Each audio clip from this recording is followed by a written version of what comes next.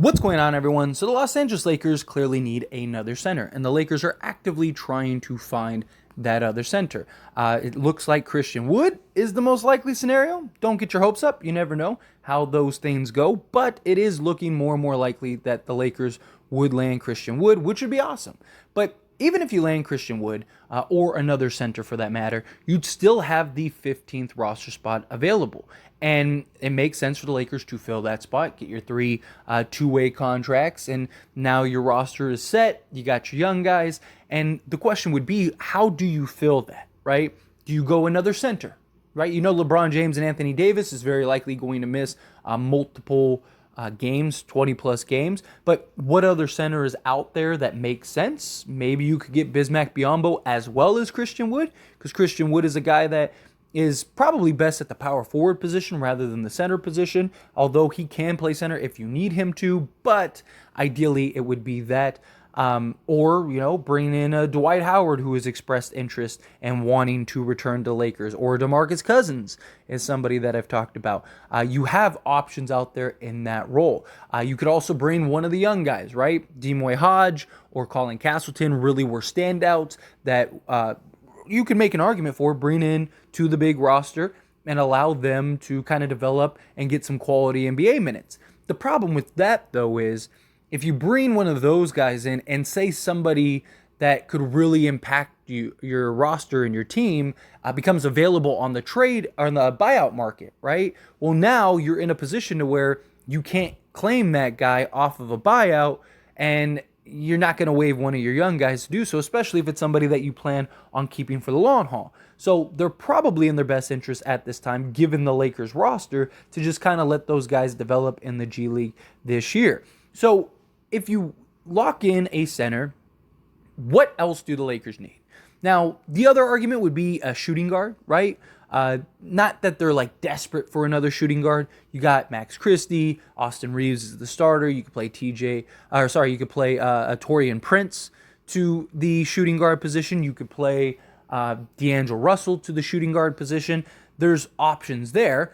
The next thing in line that I think the Lakers could really use is just like a bucket getter, right? Think of like what Malik Monk does for like the Sacramento Kings, or think of like a Lou Williams type guy, a guy that could just come off the bench and be a spark plug, right? A guy that can just go and drop buckets on any given night, and that's kind of his role, that's kind of his goal.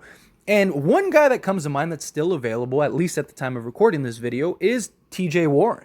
So the Phoenix Suns don't appear to be bringing back TJ Warren. It was pretty interesting to me that they didn't bring him back and that he is still available on the market. But nonetheless, he is at this time. He's 29 years old, 6'8" height.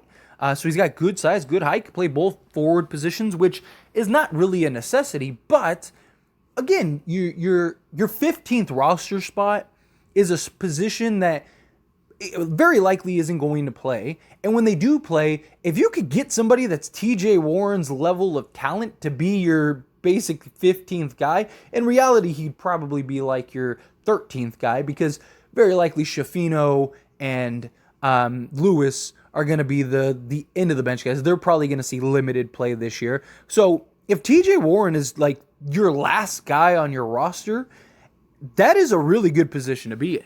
Now, he's not the same TJ Warren that he was pre-injury, where this dude was looking like he was borderline elite at some points. And this is a guy, though, that is, by all intents and purposes, a bucket getter.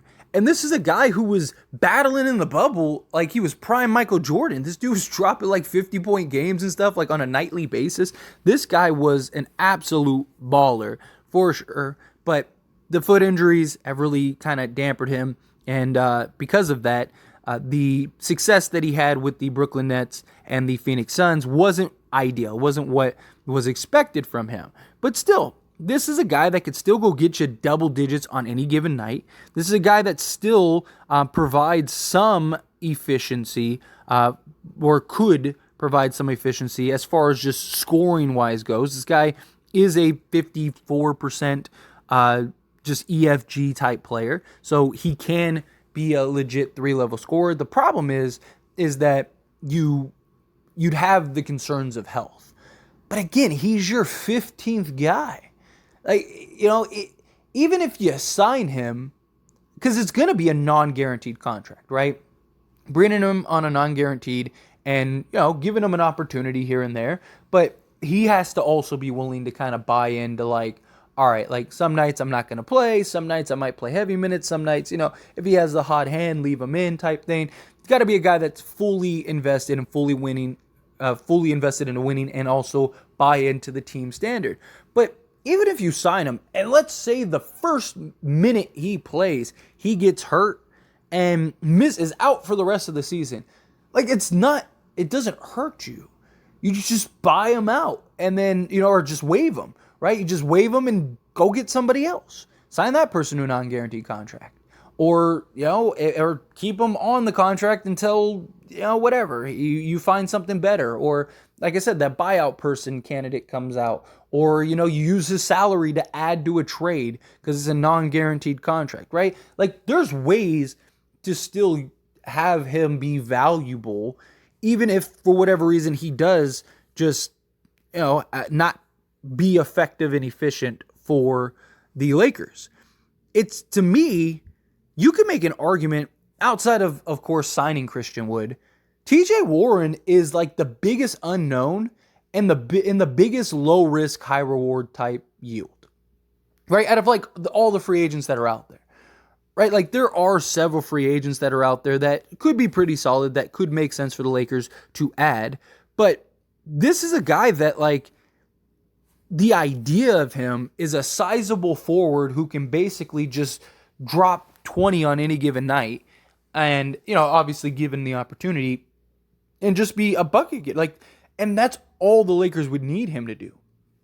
You would, if you were to play him, you're probably surrounding him with your best defensive guys, and you're just letting him be a vacuum scorer. You're allowing him to just, go out there and just go get buckets, right? Shoot three, take it to the hole, beat people off the dribble, do what you do best. Play your game. Do what you're best known for, which is just being a bucket getter. Now, obviously, it comes down to is he willing to do that, right? Because obviously he wants an opportunity to showcase his talents, to showcase that, like, he's not this shell of a former player. Like, this is a guy that, again, he's 29 years old, right? So he's not 35 where it's like, yeah, his career's over, he just needs to lock it up. No, he's still very young. And if he could get healthy and get right, this is a guy that could potentially have another 3, 4, 5 years in the league if he can kind of get his body and mind right. And as much as it is for the Lakers a low risk, high reward type scenario, I don't know if it would be for TJ Warren. Now, I am of the camp and of the mind that, like, the Lakers are one of the very few places that you can go and just, if you do well, you're almost guaranteed a better contract than you would have gotten otherwise. Right? Like, if TJ Warren goes to the Lakers and this dude's like a 15-point-a-game guy and he's just like their bucket getter off the bench and he's just killing it, and the Lakers are successful, and let's say, even if they don't win the NBA championship, let's say they don't win the championship, but he's just really good for them, that's going to get attention, that's going to get noticed, and teams are going to say, man, like, I'll offer him the, taxpayer mid-level this season, or I'll give him, $5-7 million a year, whatever, where at best he's a vet minimum guy. At worst, he's out of the league and no one picks him up. Somebody's going to take a flyer on him just because, again, the low risk, high reward. But the problem is that the Lakers are just so deep and stacked at that small forward, power forward position that I don't know how much TJ Warren would see the court, right? Like, if he was getting 15 minutes a game, then yeah, I think he'd have a real opportunity. But I don't see that happening.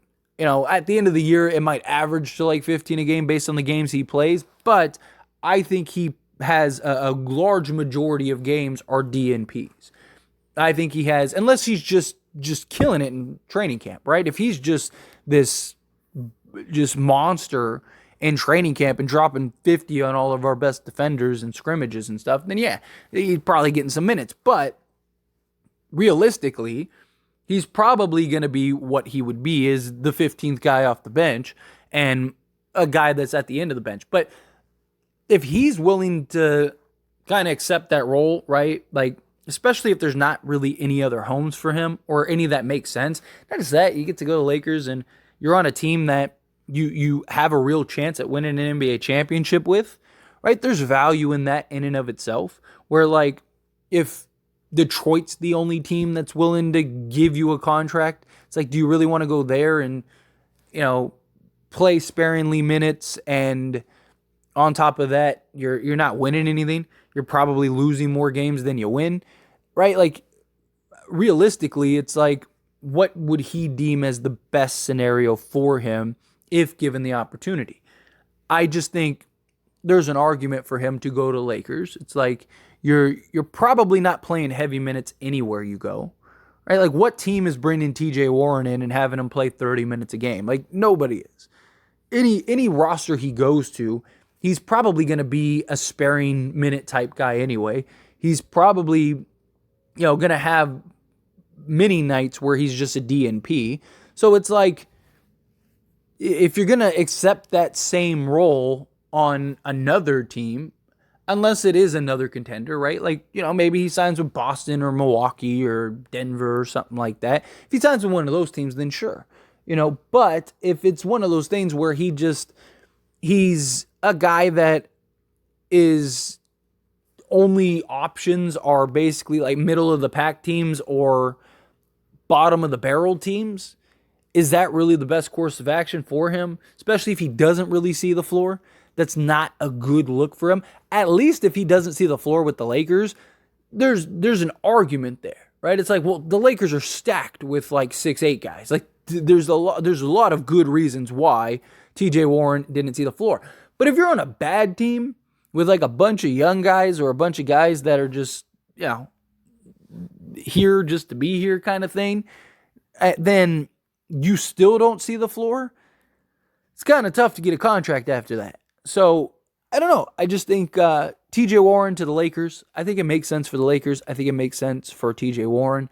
Not like a world of sense. It's not like it's not something that I feel like the Lakers got to go and steal TJ Warren or anything like that. But we'll see. Time will tell. But what are your thoughts and opinions? As always, I pass the question on to you. Let me know down in the comments below. Would you be a fan of the Lakers signing TJ Warren? Obviously, again, go get a center first. But if you didn't get a center, or if you did get a center, would you be for them signing TJ Warren? What do you think they should do with that spot? Love to hear it. Let me know down in the comments below.